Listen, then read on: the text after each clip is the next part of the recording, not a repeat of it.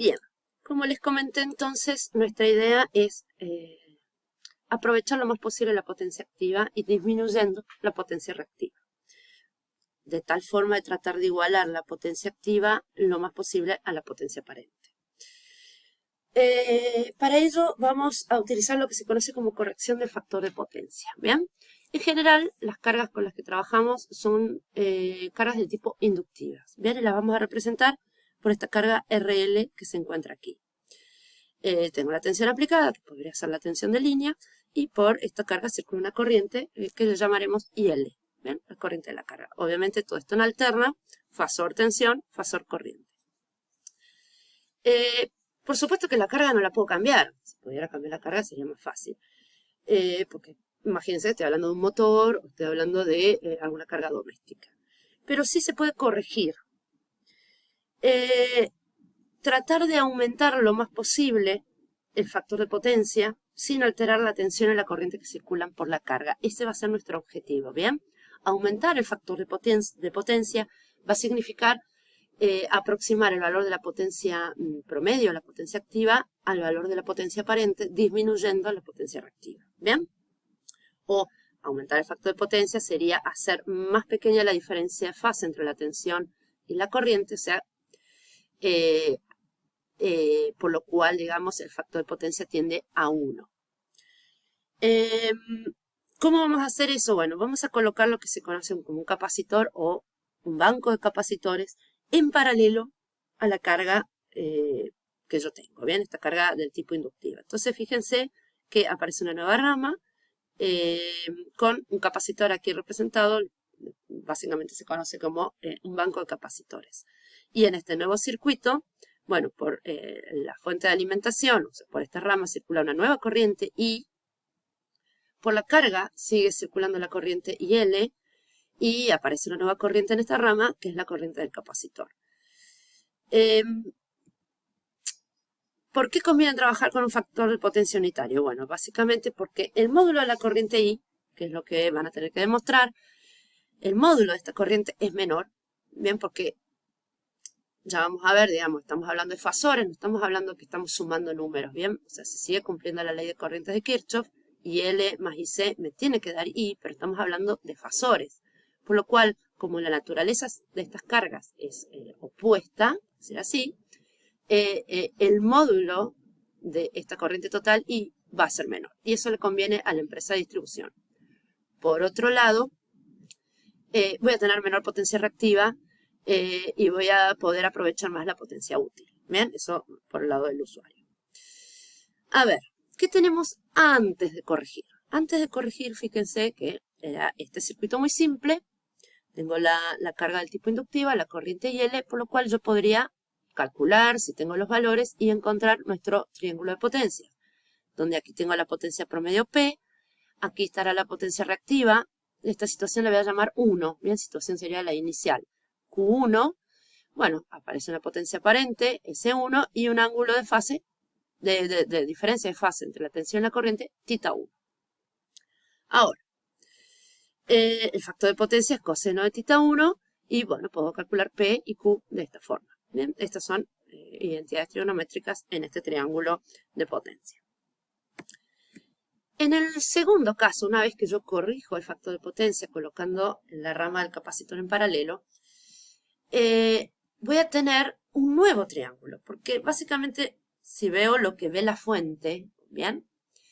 Yo agrego una rama capacitiva, o sea, agrego un factor de una potencia reactiva negativa, por lo cual a la situación inicial, que era toda esta, Q1, voy a restar porque el Q de un capacitor es negativo, por lo cual voy a obtener como resultado un nuevo triángulo que es más, o sea, con una potencia reactiva menor, que es la nueva Q2.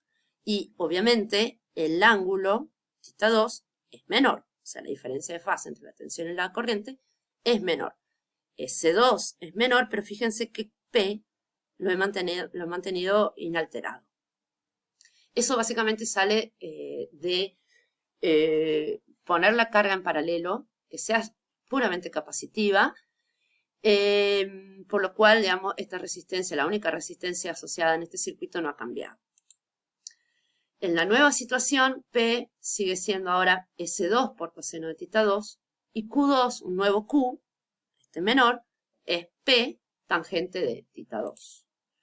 Básicamente, yo sabría qué capacitor poner si hago la diferencia. O sea, si yo salgo o parto del triángulo inicial más grande y yo quiero reducir el factor de potencia para llegar a este triángulo más pequeño, con la misma P, la misma potencia promedio, si conozco el valor inicial y el valor inicial, puedo saber qué capacitor poner para obtener esta potencia reactiva QC. Y eso matemáticamente lo puedo sacar de esta fórmula.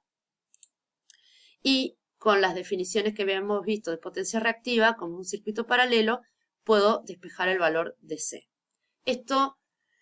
Toda esta parte está bastante desarrollada en el libro Boylestad. O sea que recomiendo que tomen el Boylestad, lean toda la sección que está dedicada a la corrección de factor de potencia y que desarrollen estas cuentas, pues son importantes.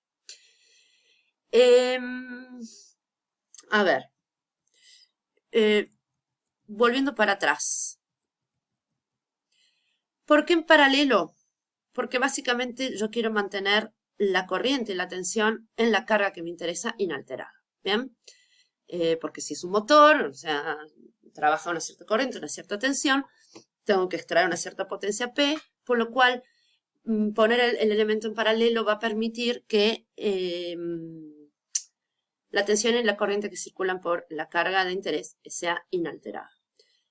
Porque, por supuesto, al poner en paralelo, la tensión que cae en el elemento, en esta carga, es la misma, y al tener la misma impedancia, la corriente en esta rama tiene que ser la misma. Queda para ustedes trabajar un poco con estas ecuaciones para encontrar la relación que hay entre este QC y el valor del capacitor. Sale a partir de todas las definiciones que vimos de la potencia reactiva. Están en el segundo video, si no me equivoco. Mírenlo, háganlo, véanlo. Marcelo Poncio conoce y trabaja muy bien con este tema, así que lo van a poder ver en detalle. Y otra cosa que queda para ustedes, que también está desarrollada en el libro, es lo que le conté de la importancia de que el módulo de esta corriente es menor.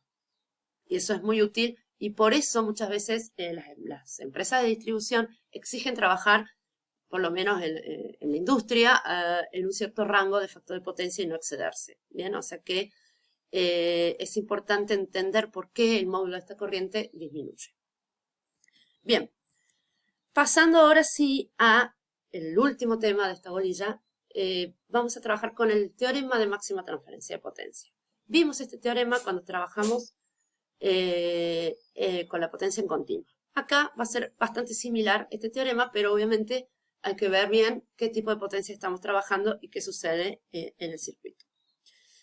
Para trabajar con el teorema de máxima transferencia de potencia, bueno, conviene comenzar con la red simplificada, utilizando el equivalente de Thevenin. O sea, tengo la tensión de Thevenin, la impedancia de Thevenin, y en los bornes A y B yo voy a conectar una carga, ZL, que podrá ser variable. ¿Bien? Justamente tengo que ver qué carga poner para obtener la máxima transferencia de potencia a la carga.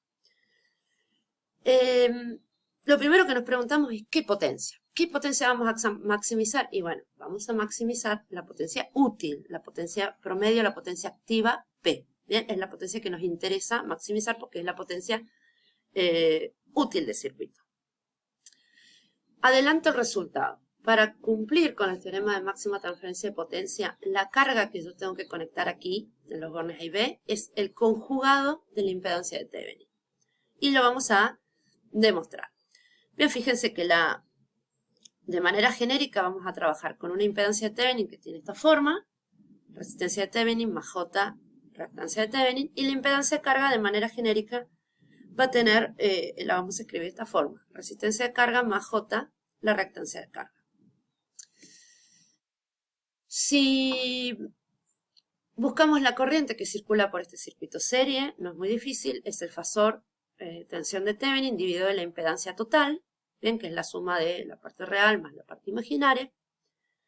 Una vez que tengo la corriente, como definimos también potencia media o potencia promedio como el módulo de la corriente cuadrado por la resistencia, como yo quiero la potencia en la carga, bien, hablo de la resistencia de carga, bien, porque es la potencia promedio, o sea, que es el módulo de la corriente al cuadrado por la resistencia de carga. Esa es definición. Si tomo la expresión de la corriente, busco su módulo, lo elevo al cuadrado, ¿ven? Es una cuenta que está hecha en el libro, van a llegar a esta expresión de potencia, ¿bien? El módulo de la tensión de Thevenin al cuadrado por RL dividido la suma de resistencia de Thevenin más resistencia de carga al cuadrado más reactancia de Thevenin más reactancia de carga al cuadrado. Fíjense que acá ya no hay J porque yo calculé el módulo de la corriente y lo elevé al cuadrado. Entonces, resistencia de Thevenin y reactancia de Thevenin y bueno, el módulo de la tensión de Thevenin son fijos. Vamos a considerarlos fijos. Lo que podemos mover acá es la resistencia y la reactancia de carga. Entonces, para obtener el máximo de potencia promedio, lo que vamos a hacer es, como tenemos dos variables, hacemos dos derivadas. La derivada de la potencia, de esta expresión, respecto de la reactancia de carga, y le igualamos a 0 para encontrar el máximo, y además la derivada parcial de la potencia respecto de la resistencia de carga, y le igualamos a 0 para encontrar el máximo. O sea, tenemos que cumplir ambas condiciones. Si hacen eso, que acá están las expresiones de las derivadas, a estas expresiones le igualan a 0, van a poder encontrar estas dos condiciones. Se tiene que cumplir que la que la reactancia de carga sea el opuesto en signo a la reactancia de Thevenin y la resistencia de carga tiene que ser igual a toda esta expresión. No es muy difícil, lo pueden hacer. Bien, nosotros capaz que no nos interesan tanto todas estas cuentas, pero lo pueden hacer una vez para corroborar estas ecuaciones. Fíjense que si yo tomo estas dos relaciones, hago cumplir la primera, supongo que cumplo con que la reactancia de carga sea el opuesto a la reactancia de Thevenin. Si van a la segunda expresión, si cumplo con la primera, este término que está aquí se hace 0, por lo cual la resistencia de carga es la raíz cuadrada de la resistencia de Thevenin al cuadrado, por lo cual la resistencia de carga es la resistencia de Thevenin. Entonces, las dos expresiones juntas, combinadas, las podría resumir en que tengo la misma resistencia, pero tengo lo opuesto en la parte imaginaria, por lo cual la impedancia de carga es la impedancia de Thevenin conjugada. Entonces, reemplazando la potencia, la expresión de potencia que había encontrado, puedo obtener cuánto vale esta potencia máxima. Y fíjense que tienen dos expresiones, una con los valores eficaces y otra con los valores máximos de la tensión de Thevenin. ¿Bien? Cualquiera de los dos es útil, va a depender de la información que tengan en el problema.